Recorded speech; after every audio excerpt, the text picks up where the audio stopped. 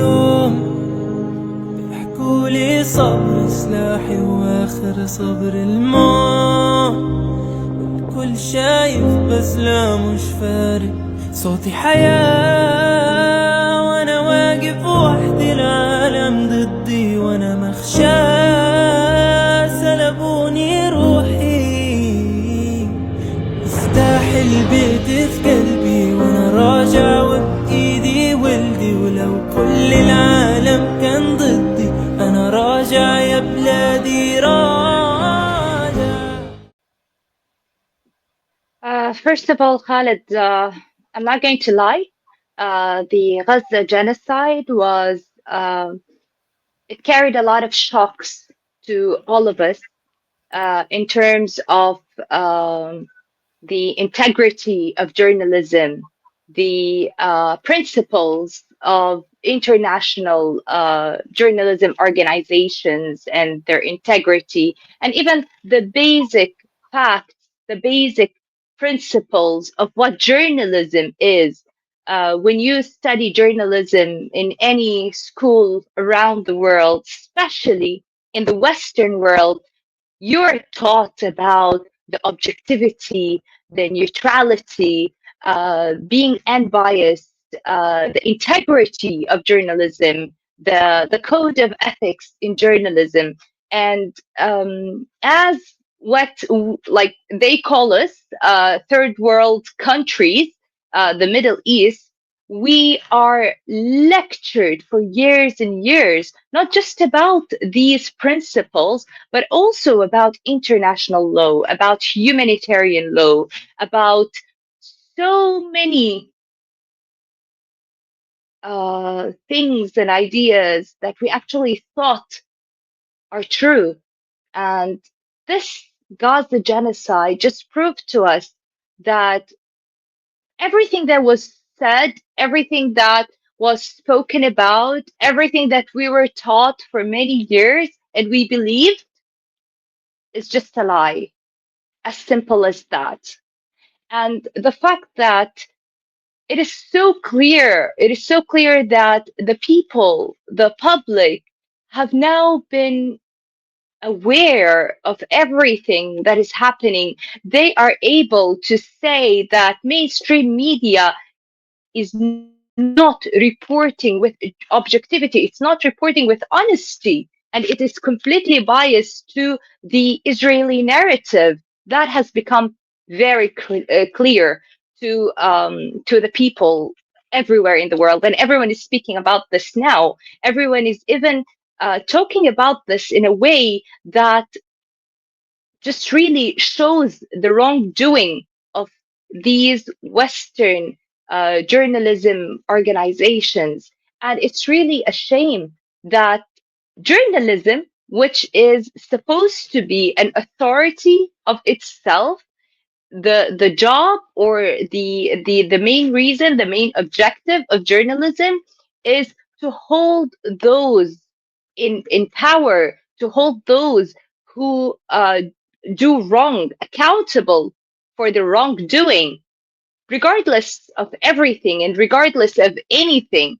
That reality, that fact has completely changed. It was completely unimplemented. And the fact that the reporting of everything that has to do with the Gaza genocide, the Israeli attacks on Palestinian civilians, the terms, the definitions, the way the news is being reported, it's really sad because it's full of misinformation and disinformation, which is unrealistic and unfactual, which means in other ways, it's a lie.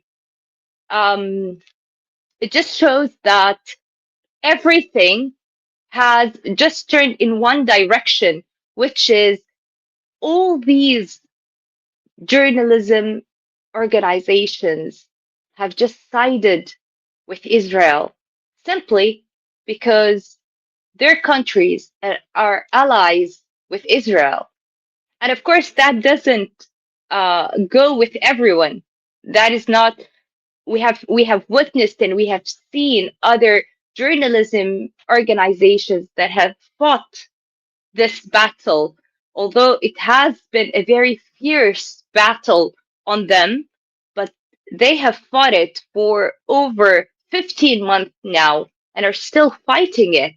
And these are the true journalistic organizations. These are the true journalists.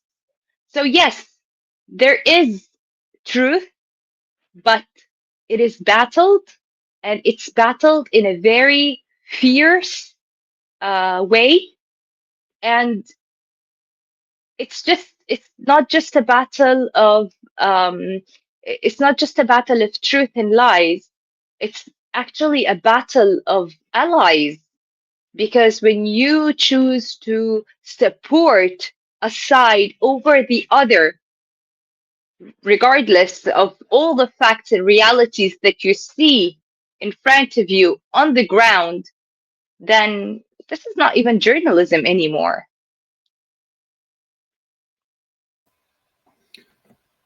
That's an important, I think, because a lot of, I would say a vast majority of the public get the information of world affairs from what they see on mainstream media. So when we turn on our TVs, we go to the mainstream media channels, your CNNs, your BBCs, your ABC networks.